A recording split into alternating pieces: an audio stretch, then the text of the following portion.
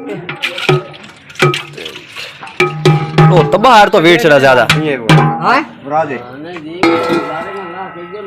अस्सलामुअलैकुम, welcome another vlog. उम्मीद करता हूँ अल्लाह ताला के फजल और करम से आप सब खैरियत से होंगे। तो माशाल्लाह अज 25 रमज़ान मुबारक दिन है, जुमे का दिन है।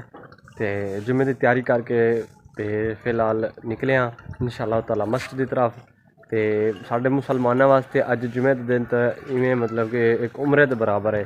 जेड़े उमरे का मतलब कि पैसे अफोर्ड नहीं कर सकते उनके वास्ते अज जुमे का दिन उमरे का बराबर खिलाया जाता है।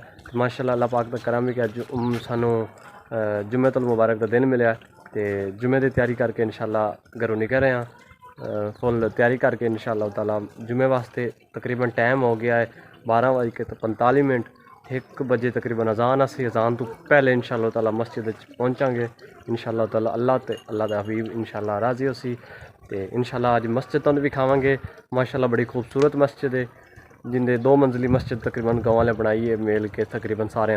तो अलहमदुलिल्लाह तुहानू मस्जिद भी विखावांगे इंशाअल्लाह ताला। जी चलते हैं तरफ जा रहे हैं। तो अज माह रमज़ान का तकरीबन आखिरी जुमा है। तो मस्जिद नज़र आ रही है, मस्जिद पहुंचे खड़े हैं। माह रमज़ान का अज माशाअल्लाह आखिरी जुमा है। तो लोग जा रहे हैं जुमे ते, असी फिर घरों निकल गए जा रहे हैं मस्जिद पहुंच जाए। माशाअल्लाह खूबसूरत मस्जिद।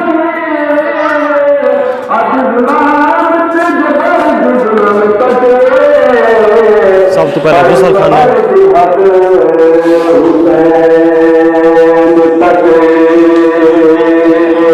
फिर भाई जान वज़ू खाना।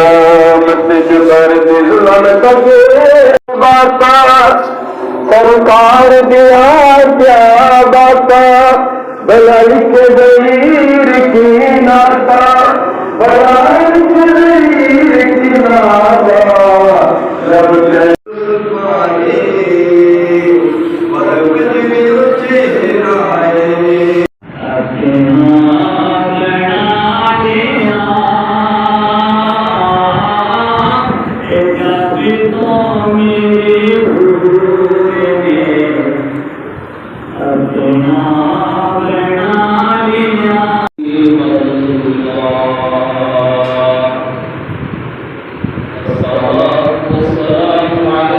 भाई जान जुमा पढ़ के होनी माशाअल्लाह निकले मस्जिद चों। मेरे पीछे मस्जिद नज़र आ रही होनी। तो तकरीबन 2:15 से जमात खड़ी है जुमे की।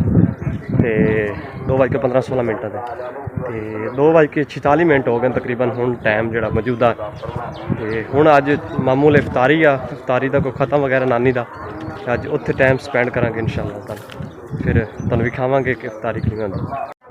देगा वगैरह का इंतज़ाम किया जिनकी वजह तो फिर अज मामूल इफ्तारी आ। फिर इंशाअल्लाह ताला देखेंगे। अस्सलाम वालेकुम भाईजान, अज नानी का सालाना ख़त्म है। पिछले साल इस दिन ने मतलब कि नानी मेरी अल्लाह ताला ने प्यारी हुई है, नानी मेरी फौत हुई है। तो अज नानी का सालाना ख़त्म दिवा रहे हैं। फिर 25 माह रमज़ान मुबारक का दिन भी है और दूसरा जुमे का दिन है। माशाअल्लाह बड़ा बाबरकत दिन है। तो अज नानी का ख़त्म दिवा रहे हैं। तो फिर तुहानू दिखाने हैं कि देगा वगैरह इस्तेमाल हो रही हैं, देगा बना रहे हैं। तो फिर मौलवी वगैरह साध के घर ख़त्म दिवाना इंशाअल्लाह ताला। मेरे नारे है जी। अस्सलाम वालेकुम। हाँ राजा साहब, राजन 10 लेने भी दुआ समान इतना ही नहीं है तो इतना है। फिर अच्छा पहली पास से आ ना कितने बड़ा ए महीना दुकान ना साहब बन गई हां पहली पास वो चेता कोई नहीं देखो पहली हां पहली पास से छोड़ दे हां फोड़ तो दिया पका लिया क्या है ओके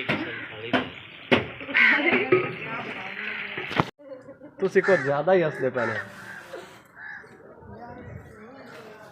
हेलो ना ये यार जो तेज बिती रोज बरिंदा आई हां मुझे जब वाला ही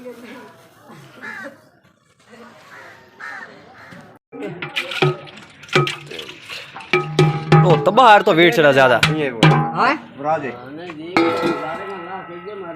एक नु भाईजान दम देप गया दूई तैयार होंदी। आज के फुलवाने वाले मेरे के तो 4 घर हां और तू वाकी खिला पे ना अपने को ना 2 देगा ओ नवाई कर वो